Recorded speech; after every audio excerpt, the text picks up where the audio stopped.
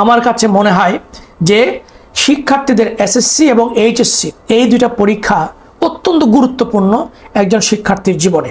কারণ এসএসসি পরীক্ষার ফলাফলের ভিত্তিতে তার এইচএসসির অ্যাডমিশনের ব্যাপারটা নির্ধারিত হয়, আর এইচএসসির ফলাফলের ভিত্তিতে সে বুয়েটে যাবে, মেডিকেলে যাবে, বিশ্ববিদ্যালয়ে যাবে, উচ্চশিক্ষার জায়গাটা নির্ধারিত হয়।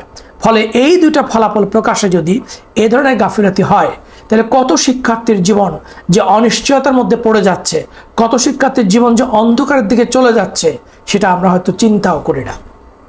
লক্ষ লক্ষ শিক্ষার্থীর মধ্যে আমরা হয়তো মনে করি 2000-5000 শিক্ষার্থীর জীবনে এরকম হতে পারে, কিন্তু 2000-5000 শিক্ষার্থীর জীবনে যে কত মূল্যবান, এই জিনিসটা আমাদের উপলব্ধি করতে হবে। এই 2000-5000 শিক্ষার্থীর ভেতর থেকেই হয়তো একজন শ্রেষ্ঠ বিজ্ঞানী, শ্রেষ্ঠ গবেষক, শ্রেষ্ঠ শিক্ষক, শ্রেষ্ঠ লয়ার, শ্রেষ্ঠ ইঞ্জিনিয়ার